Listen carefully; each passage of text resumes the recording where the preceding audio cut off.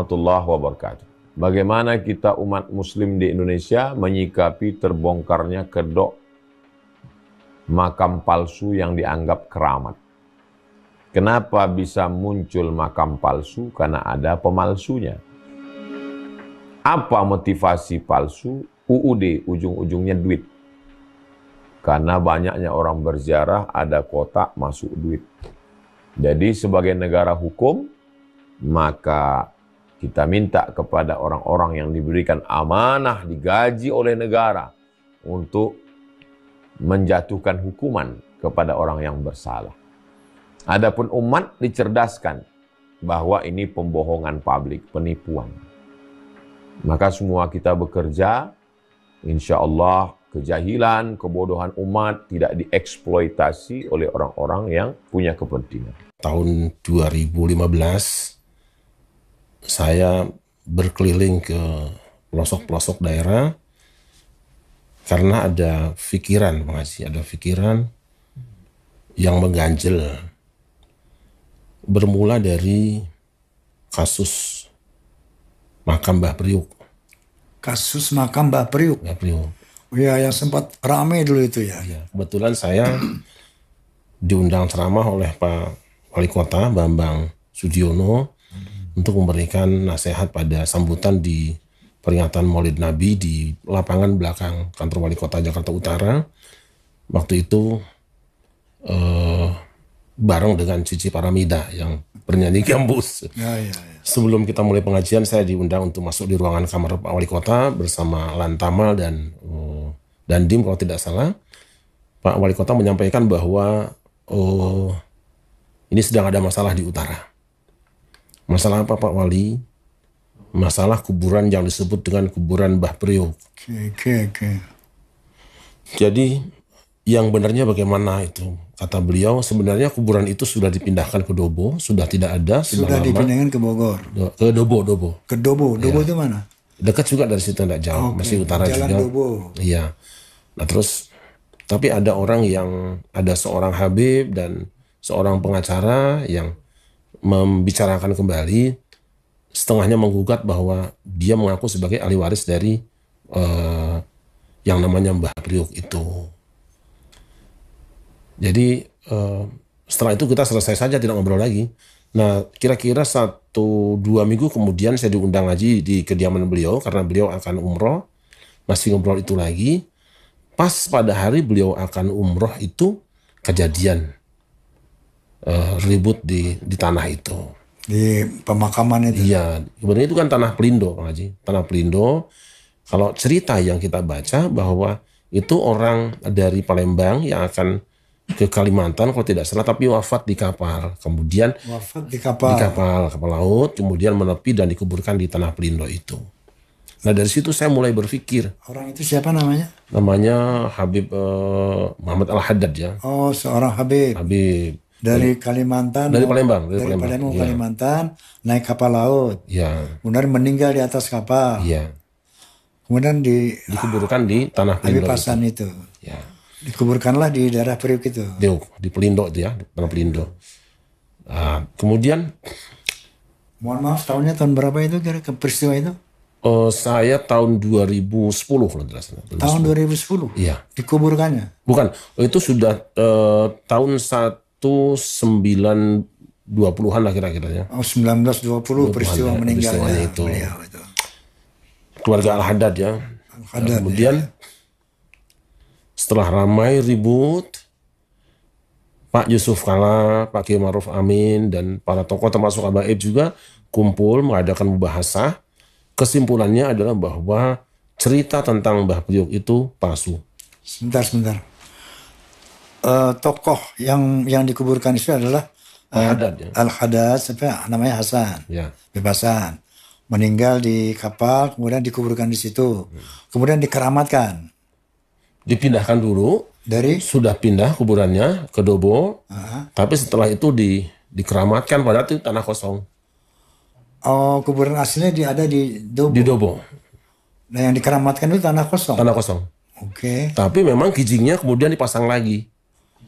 Itu adalah hasil dari investigasi tim yang sengaja dibentuk oleh Pemda DKI dan Majelis Ulama Indonesia melibatkan Pak Yusuf Kalla, Kiai Ma'ruf Amin, dan termasuk Alwi Shahab yang pakar sejarah itu. Ya, ya. Habaib juga diundang, disimpulkan bahwa cerita, karena di buku itu diceritakan, kan ada bukunya ya, ada Habib yang bikin buku bahwa keramatnya ini itu semua adalah cerita fiktif dan kuburan itu sudah kosong. Kuburan itu kosong. Kosong. Jadi kuburan palsu saja. Palsu saja. Itu sudah terbukti ya? Sudah terbukti. Di tahun berapa itu? 2010. 2010. Ya waktu itu beritanya ramai itu. Sampai ada yang meninggal. Betul, betul. Nah dari situlah saya mulai berpikir sebenarnya apa sih yang terjadi? Bukankah di Jakarta ini ada beberapa tokoh ulama atau orang-orang besar yang mungkin layak juga untuk ditampilkan lah ya, seperti Pangeran Jayakarta kan? Ya. Nyaris tidak pernah terdengar. Kemudian Guru Mughni, Kiai Abdullah Syafi'i, Kiai Romli kan?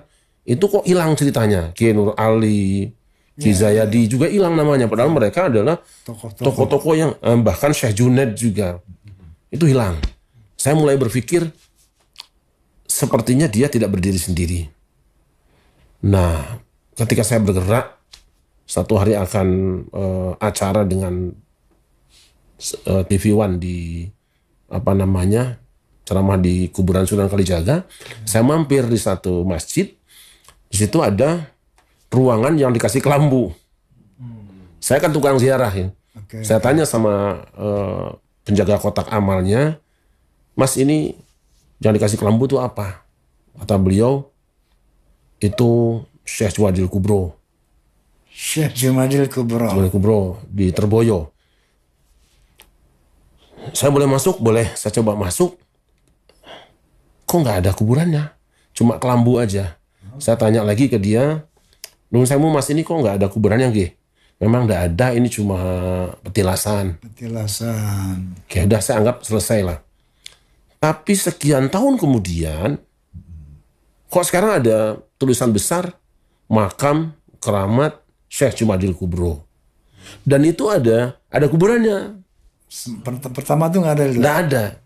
Sekarang sudah ada kuburannya. Sekarang sudah ada. Ada kuburannya, disebut dengan wisata ziarah, kemudian ada warung-warung, ada kotak amal tentunya, yang penting kan kotak amal sebetulnya. Yang nomor satu. Kalau yang lain sunat-sunatnya lah. Nah, saya tanya orang-orang. Setahu saya, Syekh Jumadil Kubro itu ada Terboyo di Jawa Timur, bukan di situ. Sebentar, Syekh Jumadil Kubro itu tokohnya fiktif apa eksis? Eksis. Siapa beliau itu? Syekh Jumadil Kubro itu kan termasuk yang menurunkan kemudian Wali Songo kan? Oke. Yang menurunkan Wali Songo. Syekh Jumadil Kubro ini terah dari Wali Songo. Leluhurnya Wali Songo. Leluhurnya Wali Songo. Adanya di daerah Trowulan. Nah itu Trowulan, Jawa Timur. Makam aslinya ada? Ada. Di Trowulan. Di Trowulan. Trowulan, Jawa Timur. Sampai sekarang masih ada. Nah, yang palsu itu di mana? Nah di Terboyo itu Semarang. Di Semarang. Saya tanya, ini siapa yang mengadakan ini nih? Katanya berdasarkan petunjuk dari satu daerah lah. Dari mana? Dari Pekalongan. Dari Pekalongan. Habib Lutfi. Ya. Oke. Itu. Wah, Itu keterangan siapa? Orang-orangnya di situ semua bisa ditanya. Orang. Sampai hari ini bisa ditanya semua. Sampai saya bilang, Mas ini kan kuburan palsu, Mas dulu kan nggak ada, sekarang jadi ada. Ya kita kan hanya melaksanakan saja. Udah itu saya anggap selesai, saya tinggalkan dan saya sampaikan ke teman-teman. Kemudian saya coba juga pas pengajian di Kalimantan Tengah, karena saya dengar ada kuburan ulama besar namanya Kiai Gede. Kiai Gede itu adalah seorang ulama yang dikirim oleh Kerajaan Demak untuk bersama-sama berjuang dan kemudian mengislamkan sekitar Kalimantan Tengah di Kota Waringin Barat. Nah, kedua kali saya datang ke sana, si penjaganya itu kalau tidak salah namanya Pak Tamrin atau siapa, kemarin ada Habib ke sini mengatakan bahwa ini aslinya adalah Habib katanya. Ada yang bilang Habib Assegaf, ada Habib Al-Ghadri, macam-macam. Artinya apa? Bahwa seperti ada upaya untuk mencoba mengganti nama orang itu, nama orang. Itu sudah dihabibkan. Tapi untung masyarakat di sana masih tetap manggilnya Kiai Gede gitu. Kiai Gede. Kiai Gede. Yang maksud dihabaibkan itu apakah ada misalnya makamnya dirubah namanya apa tidak waktu di Sudah dibicarakan. sudah Jadi, dibicarakan? Sudah dibicarakan dengan juru kuncinya. Tapi kan masih ada tulisannya Kiai Gede dan itu sudah cukup masyhur. Itu ada masjid yang umurnya sudah 500 tahun lebih dari kayu semua di situ. Jadi mungkin tidak bisa mengganti langsung karena tulisannya juga besar dan masyarakat sudah tahu. Tapi bahwa itu aliasnya sudah ada, alias Al Habib anu. Alias Habib. Iya. Padahal bukan Habib. Bukan. Beliau Kiai Gede dari Demak. Sebentar Kiai, ini kan bisa aja Habib kan betulnya misalnya kan. Nah jadi bagaimana bahwa itu dinisbatkan ke Habib itu dan ternyata bukan Habib itu seperti apa? Ada penjelasan nggak? Ada di sejarahnya kan tertulis di situ bahwa namanya Kiai Gede saja. Kiai Gede. Orang Jawa. Orang Jawa. Orang Jawa. Yang dikirim oleh kerajaan Demak karena di sana kan sedang terjadi sesuatu ya, ada konflik terus minta bantuan. Beliau ada seorang ulama berangkat membawa 40 orang jamaah sehingga bisa sholat Jumat karena mazhab Syafi'i. Nah, Imam Syafi'i. kemudian di sana ada semacam perjanjian kalau bisa memenangkan konflik ini maka kami akan masuk Islam. Allah izinkan dapat kemenangan.